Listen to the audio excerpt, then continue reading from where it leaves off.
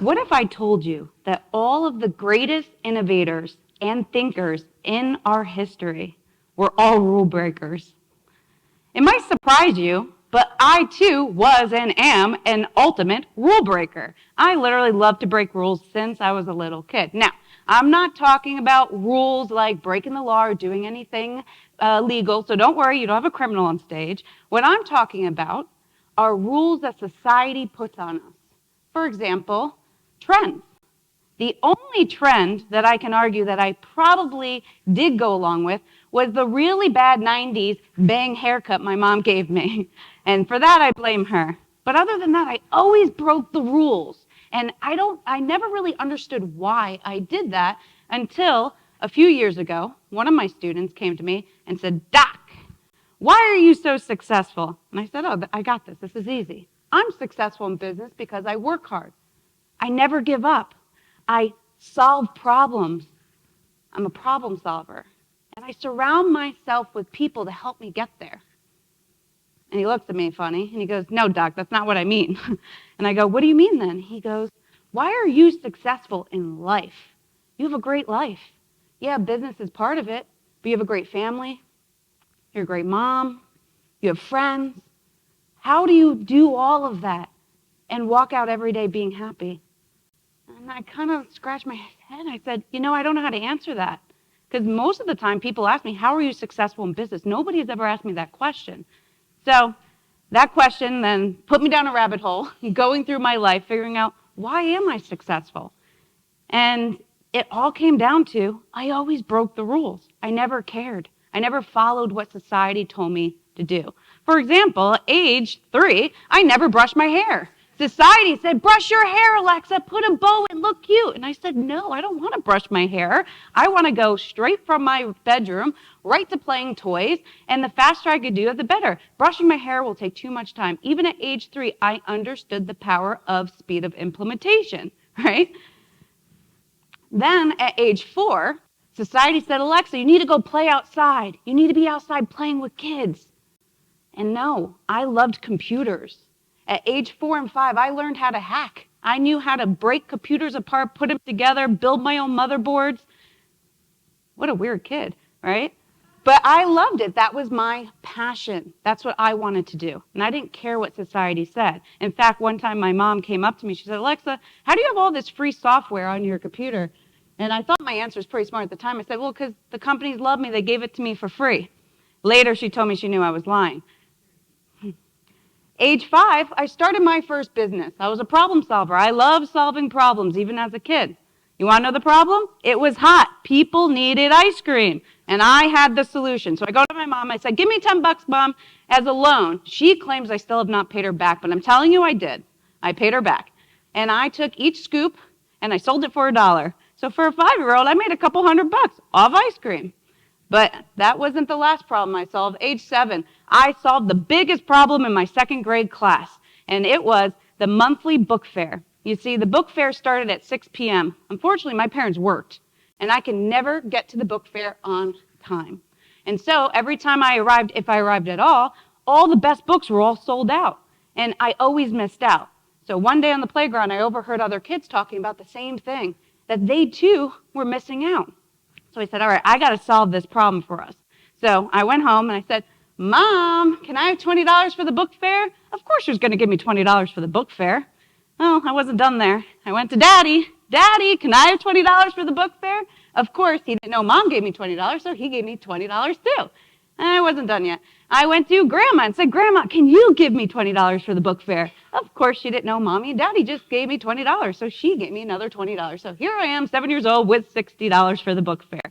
But the second problem is, how was I going to get there on time? So I go, "Mom, there's an after-school program, and I'm going to go to that and then go to the book fair. You could pick me up there." She said, "Great."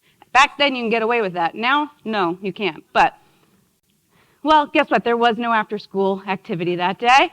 And so what did I do? I hid in the closet from 3 p.m. to 6 p.m. But 6 p.m., I jumped right out. I went to the book fair. Do you want to know what I did? I bought out all the popular books. And then the following weeks, I gave out all the books to the kids that never got them. And the kids that always got them first, I charged them double. Yes, I got in trouble. My second grade teacher did pull me into the principal's office. I did have to give the money back.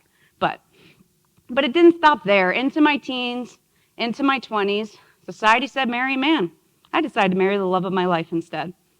Society said, Alexa, you need to go to school and then start a business.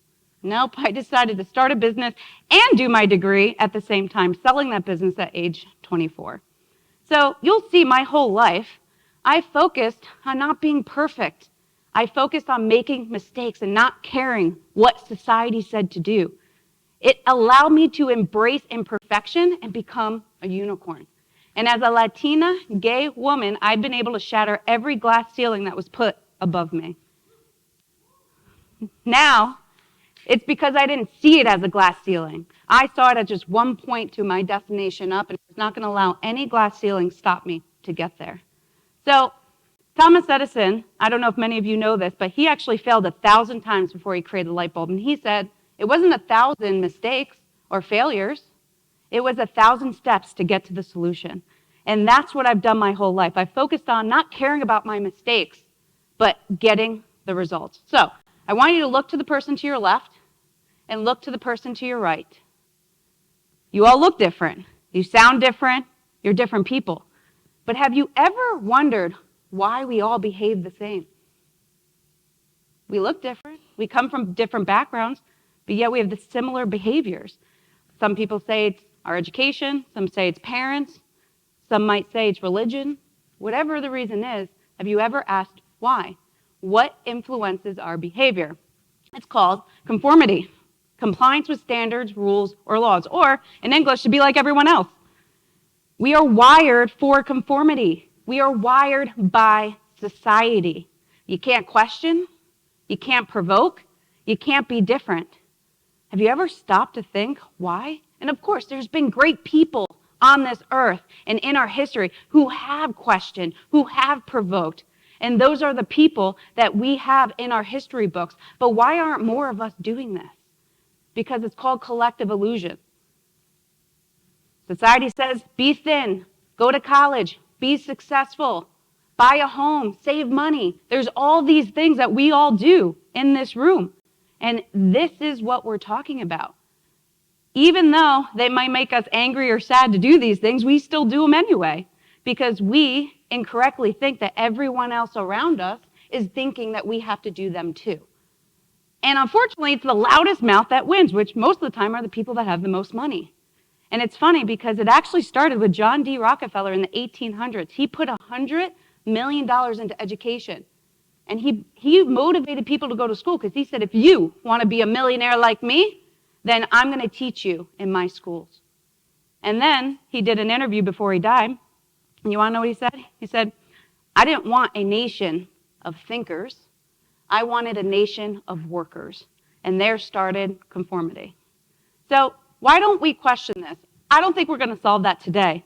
But what I can do is share what I have done in my life and what I think has helped me overcome not caring about conforming to society. When we think about, as a human, we want to reduce our energy. And decision-making is what causes us to make more energy. So it's easier for us to just go along with what society says because it takes too much energy. It helps us have a predictable life, right? It helps us not make as many mistakes. And it helps us not be judged. How many of us really, truly want to be judged in life? So how do we become this guy, walking against the opposite way of conformity? This has been what I've done in my life, and it's called the power of modification. And this has been what has motivated me in my life to not care that I am different. It has helped me make wrong decisions and know that I'm going to make wrong decisions and be okay with that. It has helped me done things differently than everyone else in my life that I know. It has helped me go against the grain and what everyone else in the world and in the United States is doing. It has helped me make mistakes and not only be okay with it, but actually congratulate myself when I do and not beat myself up because I am human and I'm going to make mistakes. It has helped me come up with new innovation and new ideas. It has helped me not care about being judged. Who cares what people think? It has helped me have no fear to chase my dreams. And no matter how many people told me I couldn't do it, I still did it. It helped me create creative solutions that did not exist. Mistakes are a powerful tool. Mistakes are a powerful tool. They help you learn, they help you adjust, and they help you grow as a human. So, modification was my word. I use that as my motivation on a way to make me feel better about doing things against the grain and being different. So I challenge you, pick your word, a word that motivates you, that gets you up in the morning saying, how can I be different? How can I go against the grain? Pick your anthem, a song that represents your journey because it's your life, it's nobody else's life. And remember, fighting the status quo, it's not easy. It's not, I could tell you. But as long as you have the courage to think differently and to be different and the guts to modify the rules, it is endless where you can go in life. Thank you.